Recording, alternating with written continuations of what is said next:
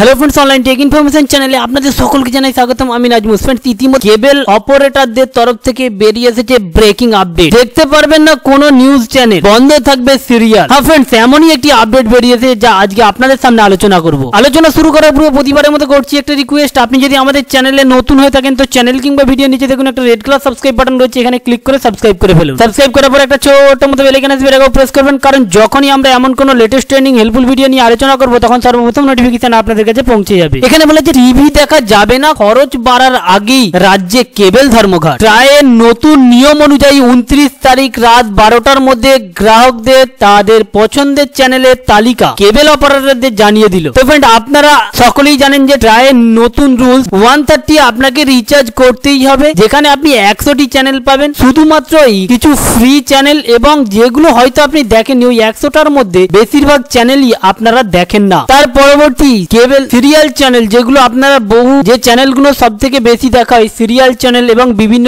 News চ্যানেলগুলো, এগুলো নিতে গেলে আপনাকে অতিরিক্ত টাকা দিয়ে কিনতে হবে। 130 টাকার পরেও টাকা দিয়ে আপনাকে কিনতে হবে। তারই প্রতিবাদে গোটা রাজ্য জুড়ে কেবল ধর্মঘট ডাকা হয়েছে, যেখানে বলা হয়েছে 29 ডিসেম্বর থেকে বদলে যেতে চলেছে কেবল টিভিতে চ্যানেল বাছাইয়ের নিয়ম। এর ফলে টিভি দেখার খরচ অনেকটাই বেড়ে যেতে পারে বলে আশঙ্কা করা হচ্ছে। তারই প্রতিবাদে 28 ডিসেম্বর 24 ঘন্টা ধর্মঘট পালন করার হুঁশিয়ারি দিলেন কেবল অপারেটররা, যা সত্যি 28 তারিখ সারা দিন টিভি দেখা থেকে বঞ্চিত হতে পারে দর্শকরা। কেবল অপারেটরদের নতুন সংগঠন বিশ্ব বাংলা কেবল অপারেটর ইউনিয়ন এর পক্ষ থেকে ধর্মঘট ডাকা হয়েছে। সংগঠনের সভাপতি শঙ্কর মণ্ডলের দাবি 17,000-এরও বেশি সদস্য তাদের সংগঠন রয়েছে। শঙ্করবাবু জানিয়েছেন নতুন নিয়মে 29 তারিখ থেকে কেবল টিভি দেখার খরচ প্রায় দ্বিগুণ হতে চলেছে। তারই প্রতিবাদে তারা ধর্মঘট ডেকেছে। অন্যান্য সংগঠন সদস্য কেবল অপারেটররাও জানিয়েছেন এই ধর্মঘট হলে গোটা রাজ্যে তার প্রভাব পড়ার আশঙ্কা রয়েছে, ফলে 28 তারিখে সারাদিনই টিভি বন্ধ থাকতে পারে। তো ফ্রেন্ড কেবল অপারেটরদের দাবি 130-এর পরেও যদি রিচার্জ করতে হয় তাহলে কেবল খরচটা সাধারণ মানুষের জন্য দ্বিগুণ হয়ে যাবে। তাই তারই প্রতিবাদে